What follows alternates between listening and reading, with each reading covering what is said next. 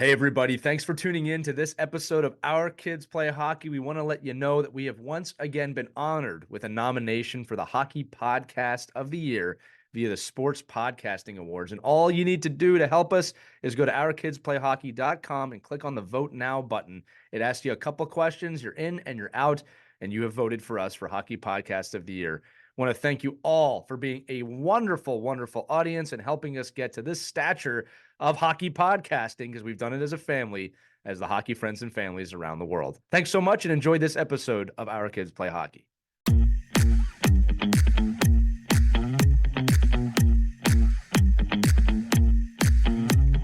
Hello, hockey families and friends around the world. Welcome to episode number 6 of Our Kids Play Hockey. I am Lee Elias, and as always, I am joined by Christie Casciano-Burns and Mike Pinelli as we bring you nothing but the best tips and tricks and information for hockey families, parents, coaches, friends, players, wherever you fit within that realm. We are here for you. And today we have a really exciting topic, something that will make you think of normal times. We are in the middle of a pandemic right now, but the point is this is going to be information that will bring you back to the holiday spirit. It will tell some stories from the holiday time period and hopefully live on forever in the podcast lexicon as the holiday tips hotline, if you will, of this podcast. So today, again, I said it, we're talking about holiday hockey tips and tricks.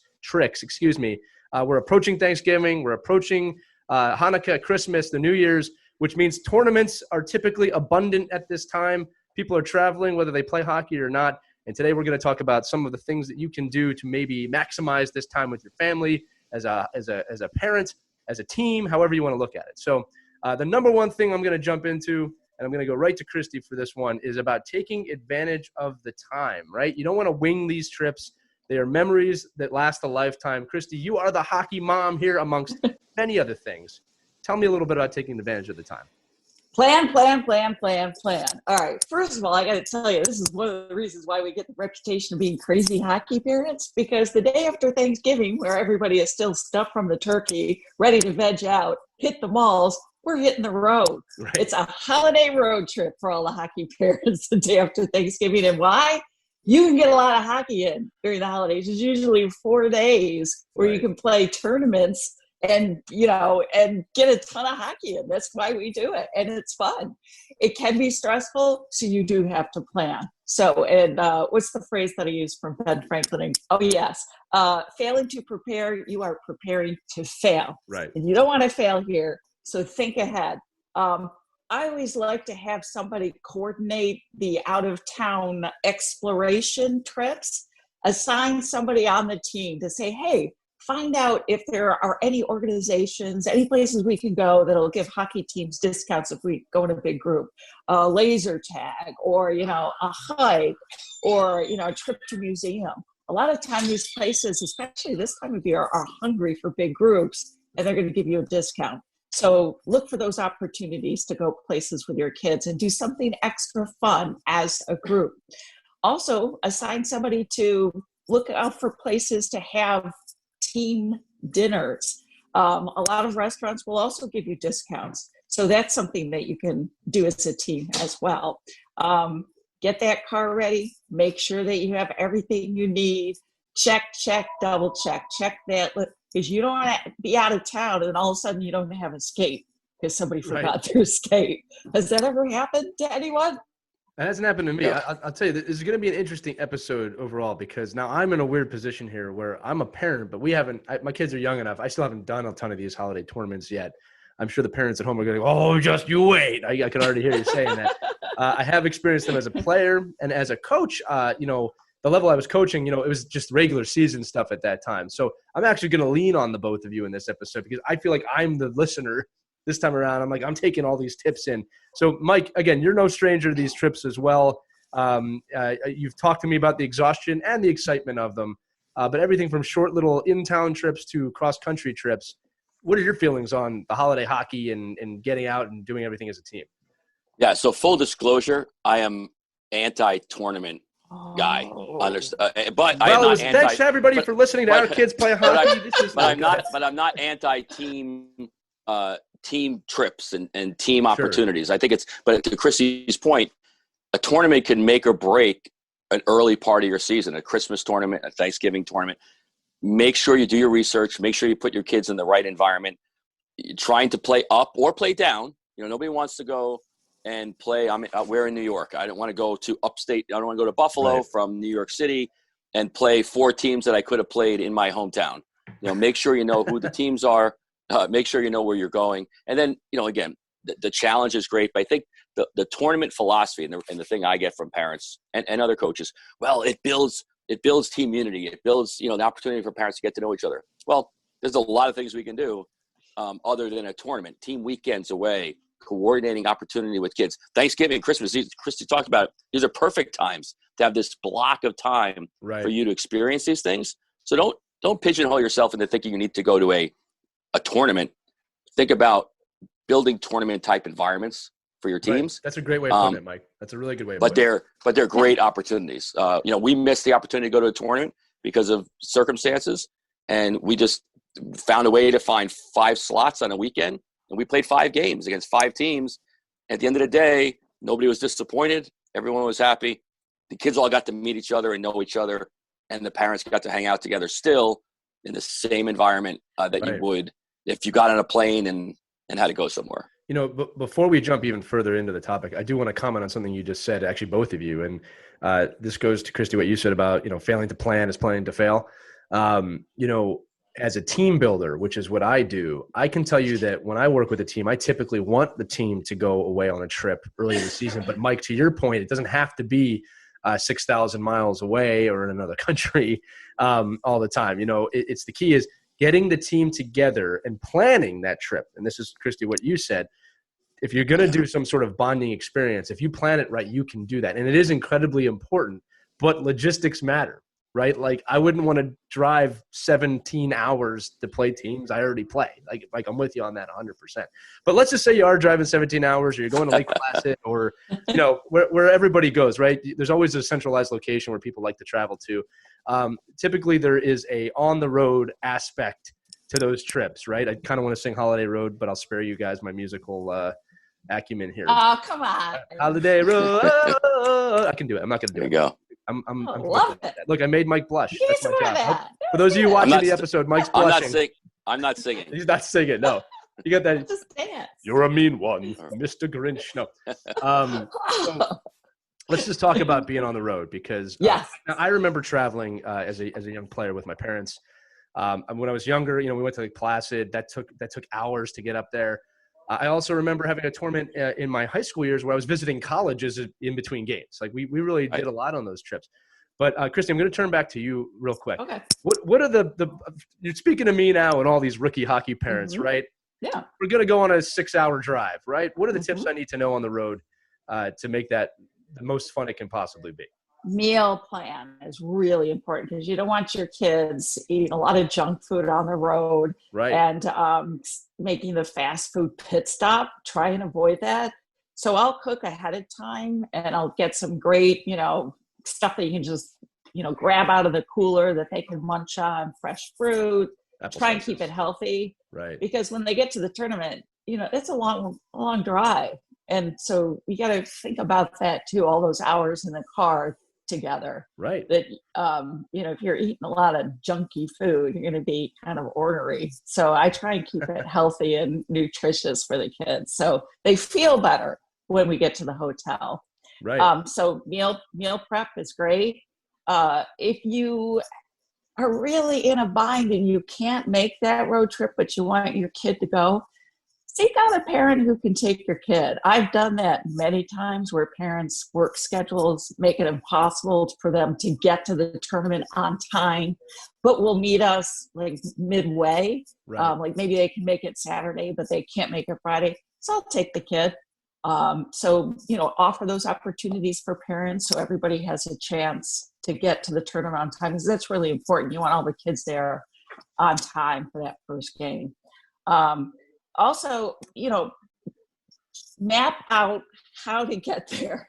And I love the app Waze. And I'm going to tell you why. We had a tournament in Albany, and there was a storm that I was not aware of. And some of the roads were blocked off and impassable. this app took me around. It had known about somehow it gets the weather reports, whatever, it imports all that information. And I avoided all the road closures and the flooded out roads. And I got there maybe, I didn't know why. Why are we going this way? This isn't the right way. But I trusted it. We were there about 20 minutes late. Other parents didn't get there for 2 hours. Wow. So, yeah. So make sure you check weather reports, check road conditions, leave on time, make sure you have everything you need. I invested in a road service as well, just because, if your car breaks down. That's a great point. These like are all AAA things you have to think about. Yeah. Right. Especially if you're on the road a parents. lot and you Right. never know what my serpentine belt blew one time. And thank goodness I had my AAA service. But you can have any, whatever you care. And especially if you're taking long trips, there. like you said. If you're a hockey parent, you should have one of those services. A few things to comment just on what you said before you keep going is one is I can confirm as a coach that eating right is extremely important to performance. So if you're one of those parents that wants your kid to perform, getting the right food is really important. She's 100% right on that one, and it's noticeable too. The other thing too is, modern technology is amazing. I remember when I was a kid, and this we're talking like the mid 90s through the turn of the century. My dad, I remember this. We'd have these trips on the weekends. He'd call me upstairs. He'd have a map out. We'd have a highlighter out. We'd map the trip, right? Very strict leaving times. This is the way it was. And I remember it's going to be funny to have to tell my son, my son's got a Nintendo he can bring in the car. They can watch TV on their tablets. He's going to ask me, what did you do? We just sat there. Or we read a book. That's it. That's all you could do back then. Play road games?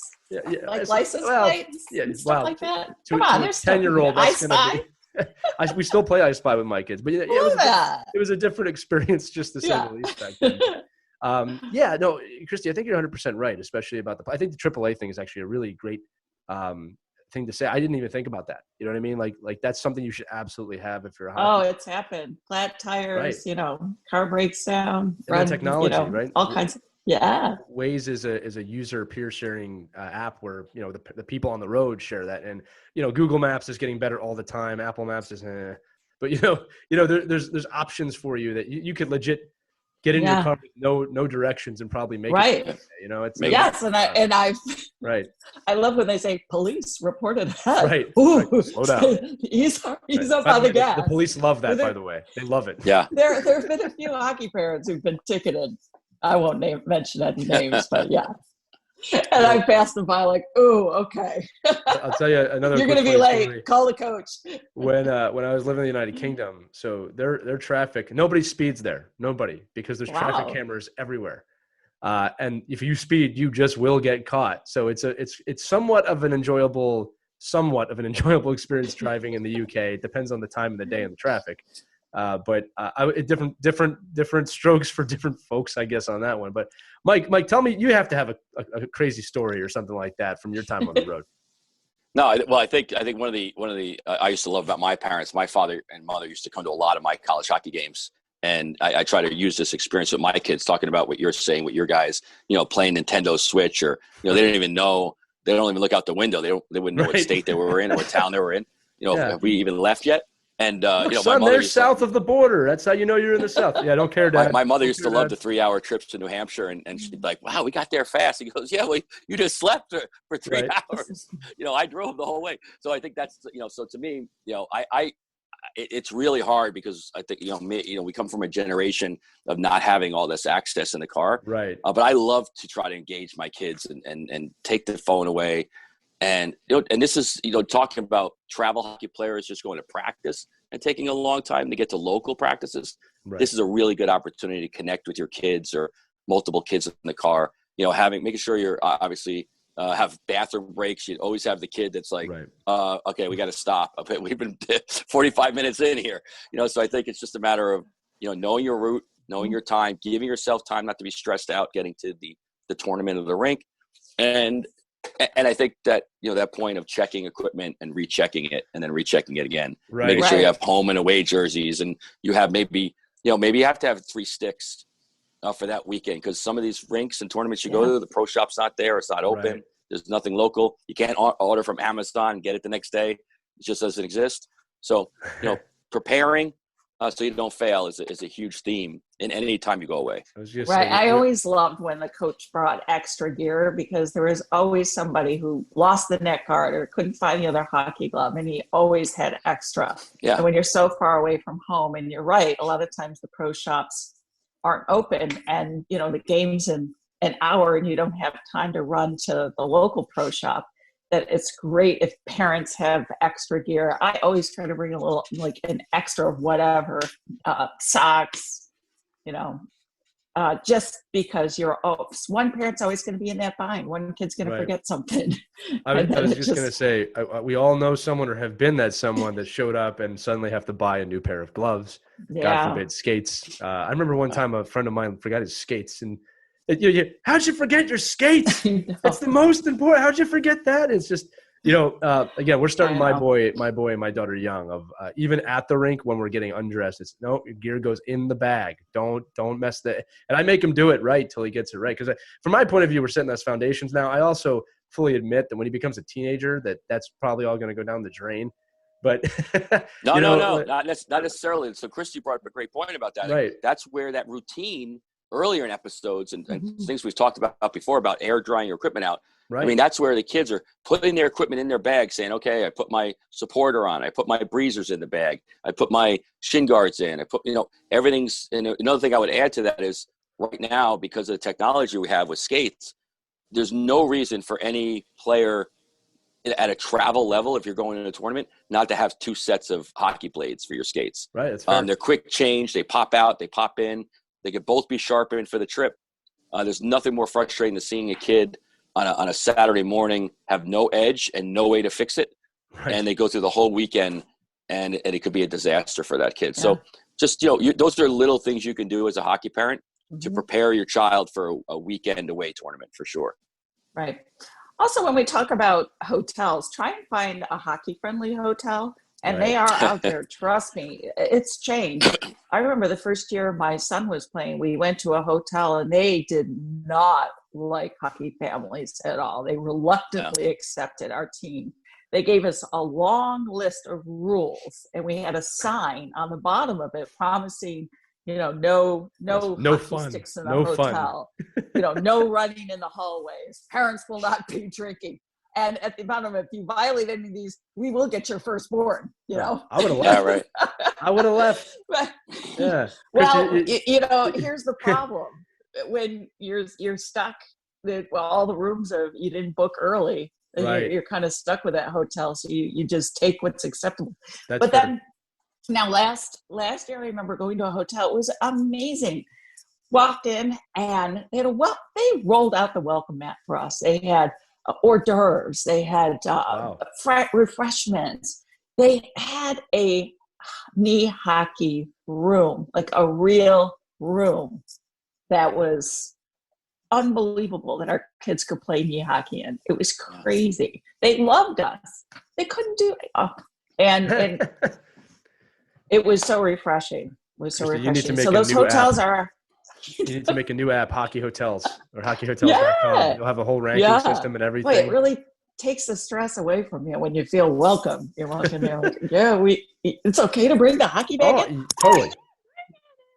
If I was a hotel we got a room for them. If I was a hotel by a tournament venue, I would have a rink room that you can play knee hockey. And this is actually a perfect transition to so I'm going to use it. So as our podcast continues to travel down the holiday hockey road, now we've arrived at our destination. The road trip is over. As Christie said, we're at the hotels. We're ready for the tournament to begin. And there's a lot of things that you need to think about when you're actually at the event. So this is from when you arrive at the hotel, which you so elegantly put that if there's any hotel managers listening, it is a big deal when you welcome your guests. Surprise. It's called customer service. But Christie, let's start with you here. Just from arriving to the games to in between, you talked about knee hockey, getting together, finding the deals and discounts, exploring, meals. Talk to me about all of that right now. Right. And when you get to the hotel and you've got your schedule, make sure you know how long it's going to take for you to get from the hotel to the rink and know the route. Because you don't want to wait for the morning. If you have a 7:20 a.m. game, you got to be there an hour ahead of time. Figure out what time you need to leave in order to get there an hour ahead. You got to do the hockey math. So it's like, okay, the game starts at 7:20. I leave at 6:20. It takes 30 minutes to get there from the hotel, add in traffic, get it all figured out, because you don't want to be stressed when you wake up in the morning, because you got to get your kid fed too. Right. A lot of times hotels will offer breakfast early in the morning, and ask them, a lot of times, this was great, they'll bag it up for you. So if you're in a real hurry, the kid doesn't want to sit down with everybody and eat breakfast with a team, and they just want to go to the rink, get it to go. Hotels are great about that. So get a little breakfast to go. They can eat it in the car. If it's a 20-minute drive to the rink, you're all set by the time they get there. But it's really important. Sometimes if I'm not sure where the rink is, I'll ask parents who do know where the rink is, can I follow you? And so we get a little caravan going, which is great. Then I don't even have to think about it. Right? Do it as a team. Or the day before, drive yourself and figure out how long it takes you. Time it out and kind of look at the traffic scene. Is it going to be, hectic at this hour of the morning? Yeah, bring Are the these kids back too. roads? Bring the kids. Let them get the lay of the land. My dad and I used to do that. We used to go to the rink so I could check it out and really see kind of like, hey, here's where you're going to be playing. Here's the, and as a player, I appreciated that. I didn't realize it when I was a player. Now that I'm older, because I got, I was comfortable when I walked in the next day. It can be intimidating or unsettling for some players when you walk in, you don't know the rink you're playing in. Right. And of course, what our kids would do too is they would go to the rink if a team that they were going to play the next day was playing. Scouting them out. Yeah. Oh, yeah. They'd get some intel. Yeah. It's the most important thing in the world when you're at a tournament. I'll tell you guys both too what I remember. And again, I really appreciate actually you both doing this, because I feel like I'm learning a lot today.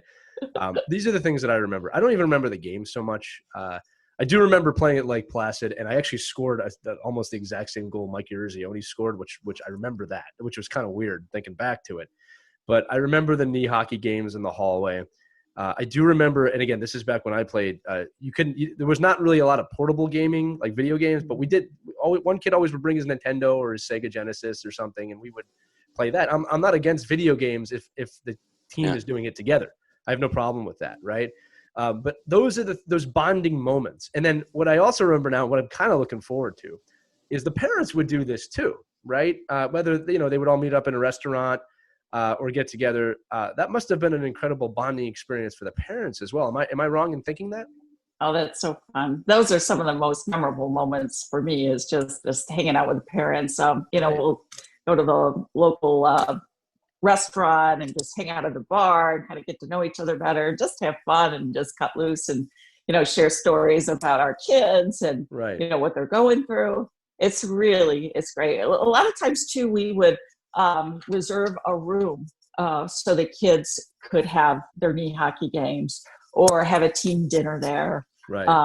So reserve that ahead of time. It takes a little bit of planning, but hotels are usually pretty good about that. And they want you to stay and hang out and, be kind of away from the rest of the guests. So you just stick them in this room. You don't have to worry about them. Hopefully they understand and want that. You know what I mean? Yeah. Depends on where you go. Mike, turn it to you again.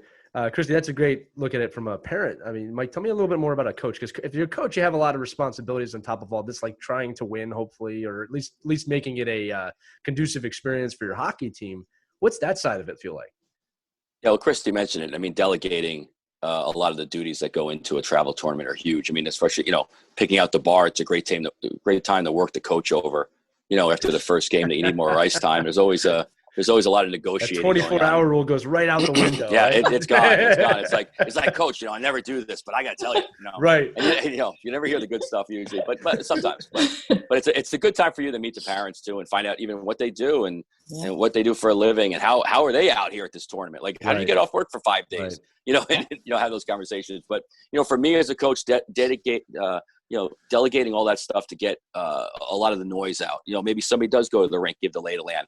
I know we've had parents that have had gift bags made for all the kids. So when they check in, they have a couple of bottles of water, maybe a couple of energy bars, and even like a little itinerary for the weekend. Now it's a little easier. The kids are text messaging back and forth and have that text message list. But, just that little card in there, it says, okay, here's our schedule for the weekend.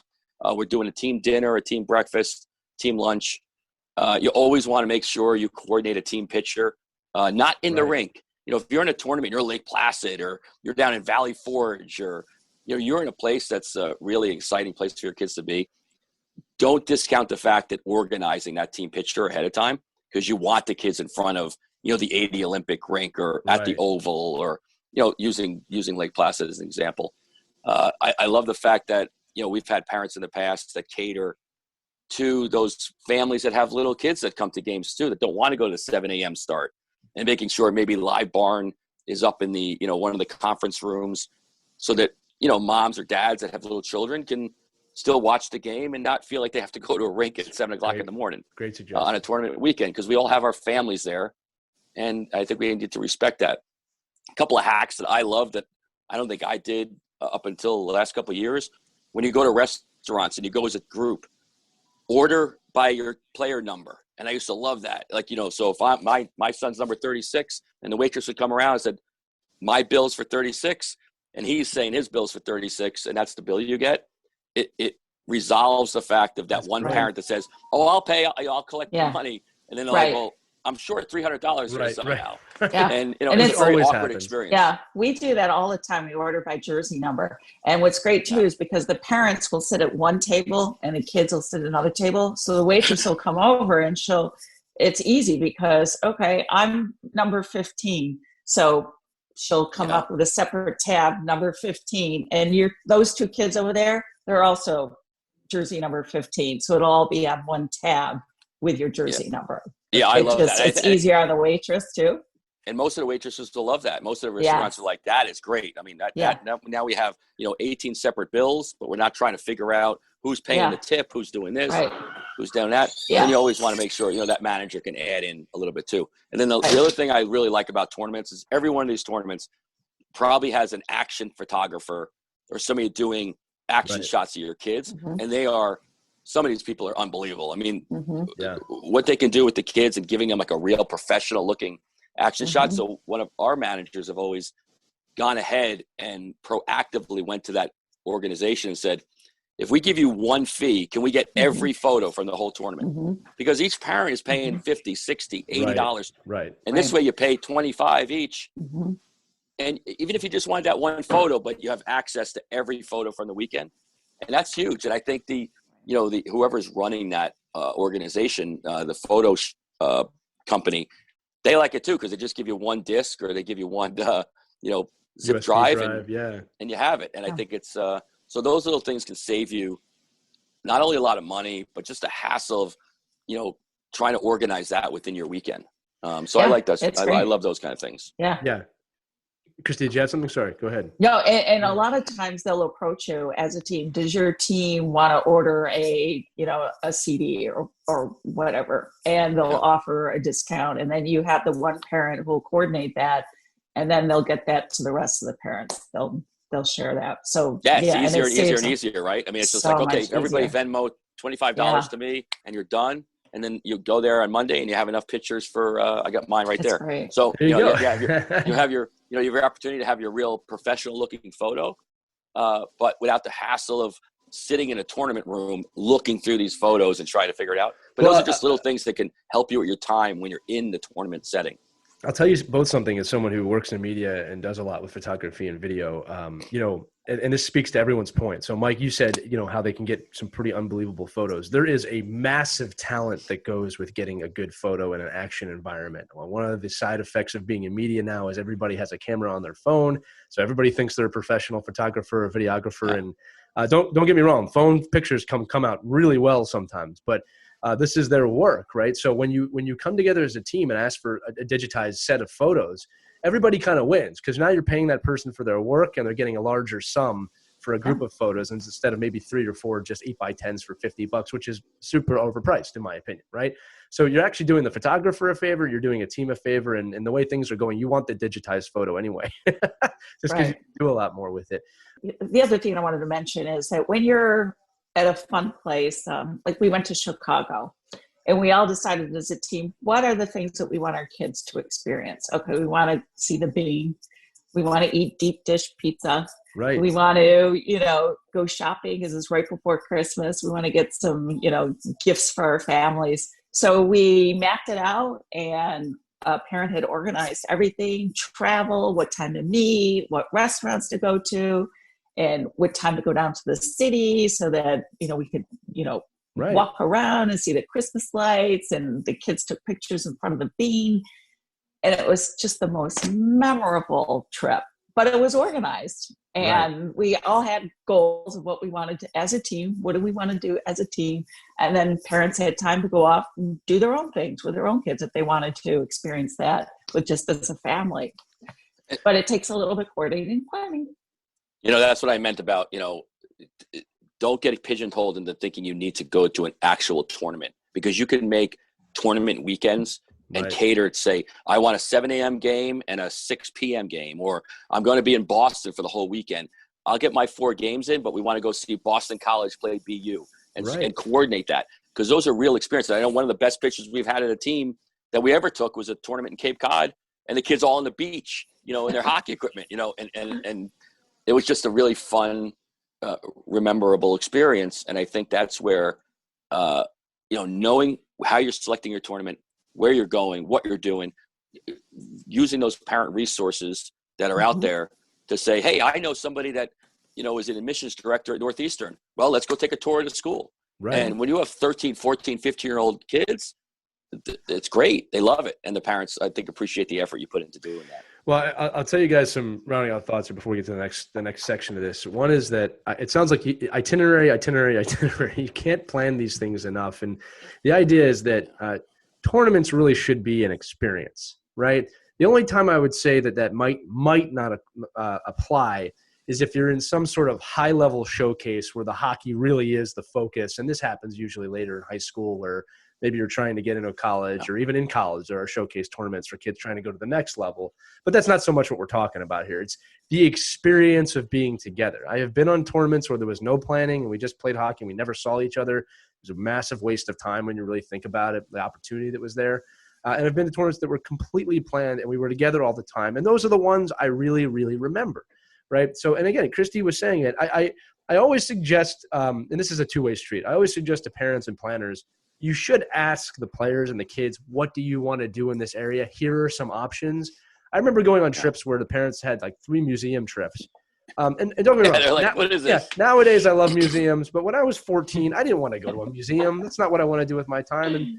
And there's usually a lot of opportunities. Hopefully, if you're going to a tournament, it's a destination of some sort, right? Lake Placid's the best example. There's no shortage of things that you can do there that are amazing. And that's not the most beautiful town in the world, to be fair, right? But other things too, like, are you on a coastal environment? Are you in an environment where there are local attractions?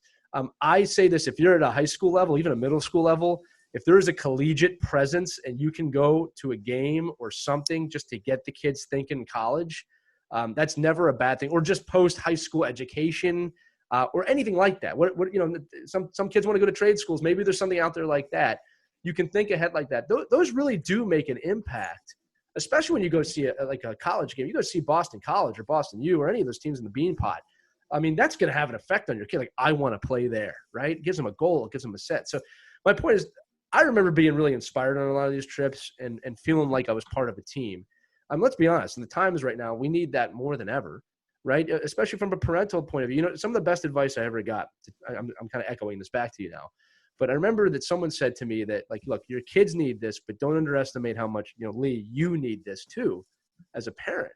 Like when your kids start school or when your kids are playing, like you get a little, group together of people that you can speak with, because we kind of lose that, at least at my age. I've been working with my head down for 10 years. You kind of lose that after a while, and it's just work. You got to open up and spread some time. It goes both ways is my point. So, I mean, these are really great tips and hacks and stuff. I love the number at the restaurant. I never would have thought of that. And I don't know why I didn't do that my whole life. But I do want to transition here, because there's also the other side of, what if you're hosting a tournament? We're talking about going to tournaments. What if you're hosting a tournament? And I don't know who wants to start this, but I mean, it's a cliche question, but what goes into being a good host with hockey tournaments? Go ahead, Christie. The hands up. I select. Delegate. Don't put it all on your shoulders. Set up a committee and have people do certain duties. For example, you got to have a tournament table, because there's an opportunity to make some money. Right. Basket raffles, selling food, selling cookies and brownies. There's a lot of money that can be made in the tournament.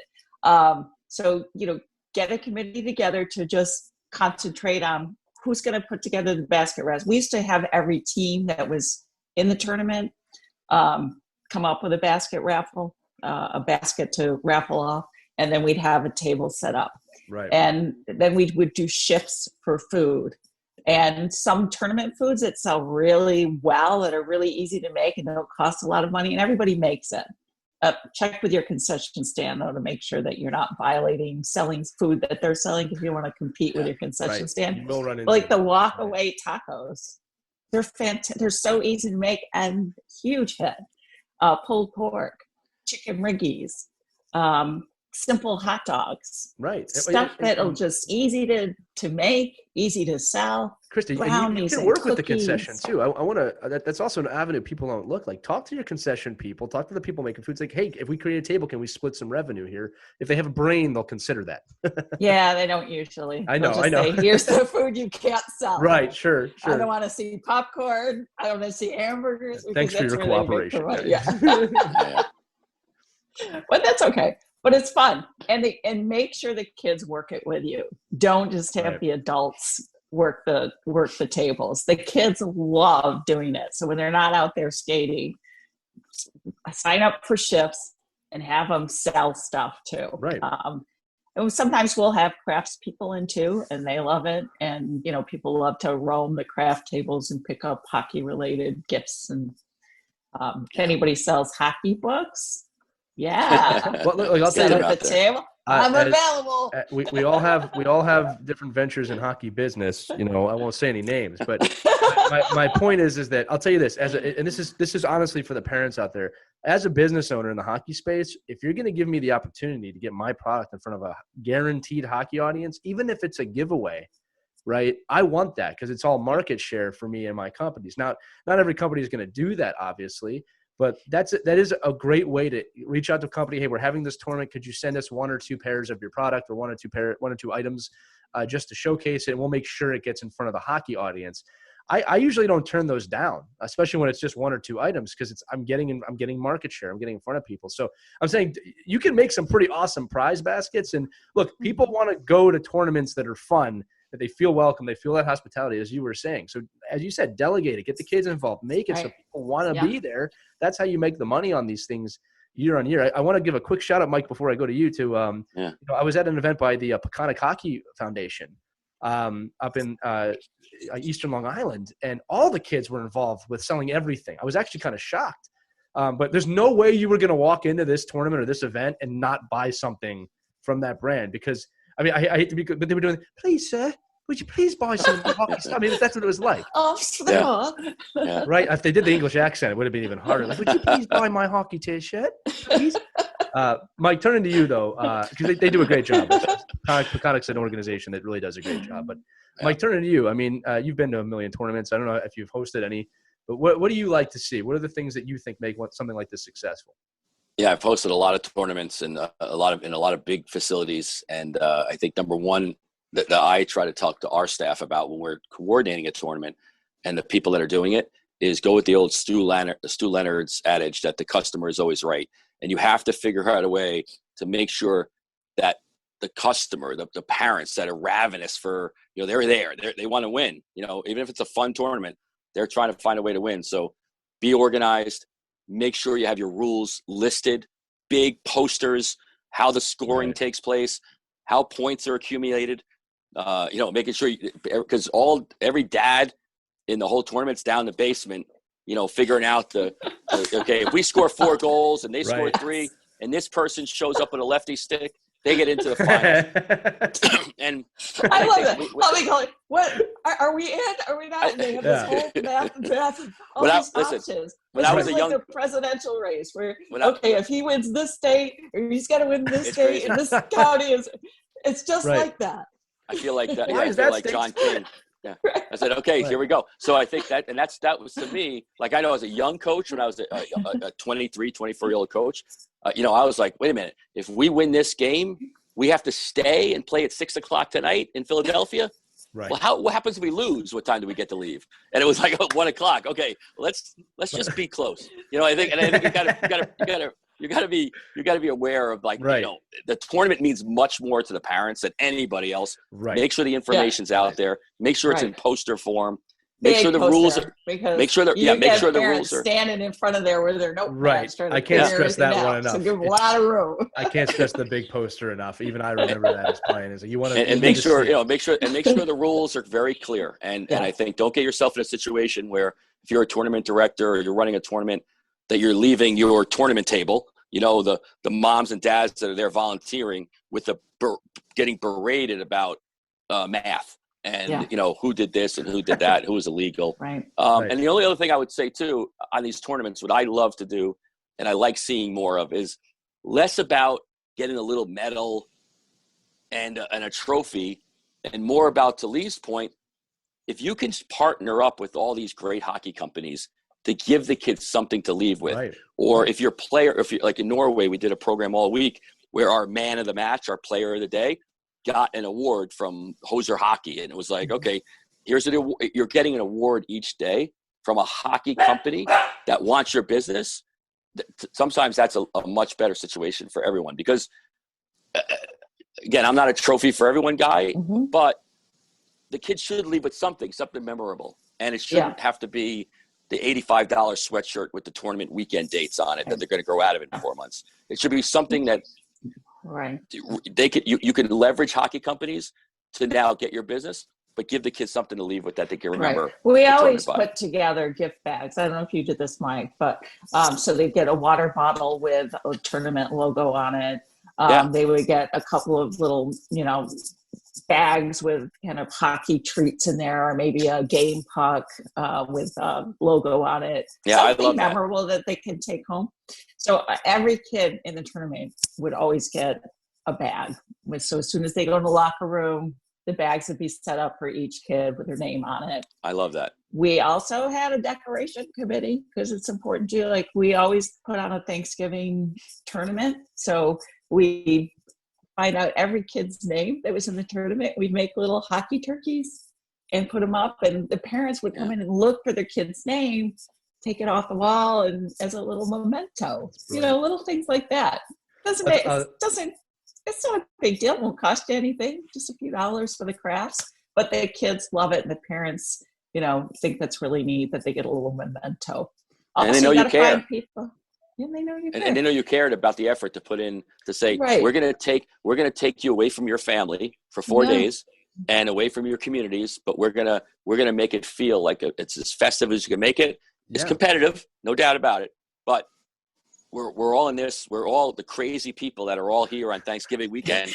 let's make sure that we're all working together to make for the best experience for the families. Right. I'll give you both.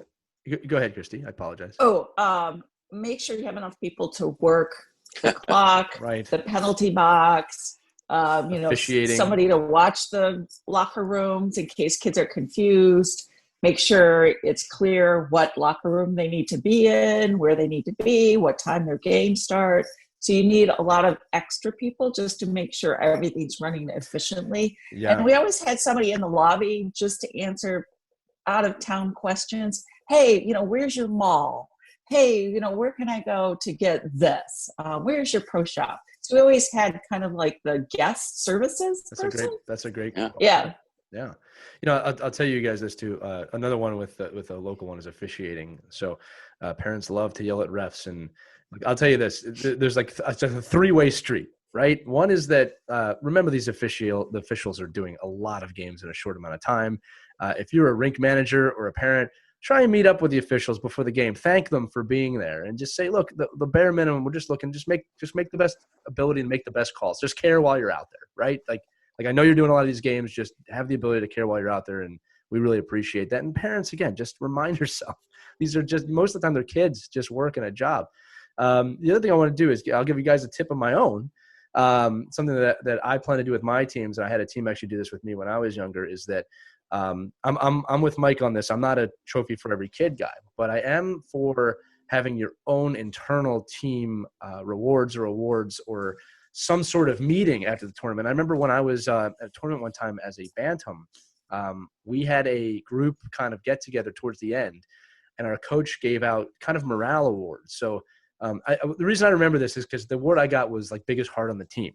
And that really meant something to me at that time in my life. And it was a complete shock to me, but that still stuck with me that, wow, my effort meant something to this coach. And everyone got an award like that. That was something about their character. It wasn't really a trophy so much as, hey, you displayed the best offensive skill. You were the best defensive skill. You had the biggest heart. You worked harder than anybody else. Those were really important. And that made us all feel like a team. And inadvertently, we kind of were able to look around the room and say, wow, that's that person's role almost in a way. Like that's what they do, and they can help me with that. So internal things like that, maybe you don't get a trophy. Maybe you get a little team medal or not even a medal, just something that says that an acknowledgement from your team that you worked hard and worked this together. Yeah, the helmet stickers have become a big thing. Like just that you see the kid, like the football, you see Ohio State, how many games and how many things that kid did in practice, in games, in tournaments. And I think that's, to your point, Lee, it's not an award. It's as so much as acknowledgement. And other kids saying, wow, this coach thought of me. He pointed out something. And the same thing, that's kind of what I was alluding to with the tournaments. You could make the craziest awards up, for like the most vocal goaltender, like whatever. I mean, but again, we got to remember, it all depends on the level of tournament you're in. And really and to your point, Lee, if I'm at a showcase and every prep school coach in the country is there, maybe I'm trying not to make it fun for everyone. Yeah. But if I'm with a 10U program and I have kids that are still playing with Legos, in the locker room, then I probably want to make a better experience for the whole group. Not that everybody has to be treated equal, but that the whole group gets an experience that was fun, energized, and every single event that you were in, it doesn't take any effort. To Christie's point, it's free to say, just before you leave the ice, we just want to say congratulations to number 13. He had the best dance during warm-up. Something. And and all those little things you could do. People you know what else is fun is go ahead. No, skills tournaments. Yeah. You do it. I love when they do the skills tournaments, because then oh my gosh, you got to throw that in a tournament. It's just so much fun. I'll tell you what, it's fun, it's exciting to watch, and it also builds character. Again, we always talk about on this show life lessons, right? I remember being the fastest kid on my team growing up. I always was, and I remember we had a skills tournament in one of these tournaments, and I was not I didn't win, and I remember that put me down a notch, but in a good way, right? It's like, man, I got to keep working. And like I said, just to echo Mike, acknowledgement is so important. That coach that I had acknowledged hard work. Now, it was to me, but he told the whole team, hey, I acknowledge hard work on this team, character, output, like he was telling us the things that are important to a team. And that stuck with me for my whole life. And I think about that. So before I close this out, does anybody else have anything else? Or is there anything deep down we haven't talked about on this episode that we need to get out before we go? You guys, can I do another hockey mom thing here? Please. Because I get questions about this all the time. Whether they're organizing tournaments, moms are always, and dads too, always talk about what kind of raffle basket should we put together to sell. Can I make a few suggestions? Because this is based on experience. This is why we have the show. Is so that know your audience. So think about it. You're appealing to hockey moms and dads. You know what's huge? You know what's going to get a ton of ticket sales? Wine baskets, beer baskets, Dunkin' Donut cards, warm blankets, huge hockey-themed blankets, and automotive baskets. Big sellers. There you go. And a lottery basket. You put a bunch of lottery tickets on a tree. Yeah. Oh my gosh, you're gonna make so much money, people. Let me tell you. Yeah. You got it. And then you always gonna have a hockey themed basket for the kids with a bunch of stuff that they yeah. That's a good one. That's what I remember. I'm not gonna lie to you, the wine basket, beer basket, that sounds pretty good to me now. It didn't when I was 14 and couldn't do any of that stuff, but now I think about it. Another tip for you, a lot of places will donate items for your basket. Right. If you give them a little plug, say this basket provided by, such and such wine company, or Anheuser-Busch brings this basket. They love it. It goes back to knowing your audience. Especially if you're a business owner. A lot of hockey parents that are business owners, if you're going to a tournament or you're hosting a tournament and your product might make sense, get it out there. It's a way to get in front of people. All right. And a lot of people. Mike, did you have anything else before we get out of this? No, I'm looking forward to all the feedback we're going to get on social media. for Right. other people giving their ideas so we can steal them as well. So, I mean, I think to me, like, you see people all over the world and the United States, putting on these tournaments, and the ones I go to get better and better and better. And what they're because they're, you got to remember, some of these bigger tournaments, they're competing for customers too. Right. And they're trying to make the best experience they can, in the bigger name brand tournaments, maybe not your local youth hockey tournament. But to Christie's point, just know your audience, know who you're going after, know the people that you're catering to in that weekend. And, I'm looking forward to seeing all the great the feedback and the hacks that other people have, that I can steal as well. Yeah, this is meant to be an interactive show. Obviously, we want to hear from you. As Mike said, it's all about the hockey community, not just the three of us. But I do want to say this in closing, that I think the overall theme or the message here is that while the hockey at these tournaments is important, it is fun, and everybody does love to win, and I'm not taking anything away from winning. The real win on a Thanksgiving or a New Year's or a Christmas or a Hanukkah tournament is the experience. It's the experience with each other, with the team, the bonding, the growing, the learning. I do remember being with my teams. I don't remember the tournaments as much as I remember that. So just keep that in the back of your mind, no matter what level you are with this, that the experience is really what is important when it comes to these tournaments. So that's going to do it for episode 6 of Our Kids Play Hockey. Once again, we want to hear from you. Visit ourkidsplayhockey.com or join our Facebook group, Our Kids Play Hockey. Pretty much it's just always Our Kids Play Hockey. If you search for that, you'll find us somewhere. For Christie Casciano Burns and Mike Benelli, I'm Lee Elias. Thanks so much for watching this episode, and we'll see you next time.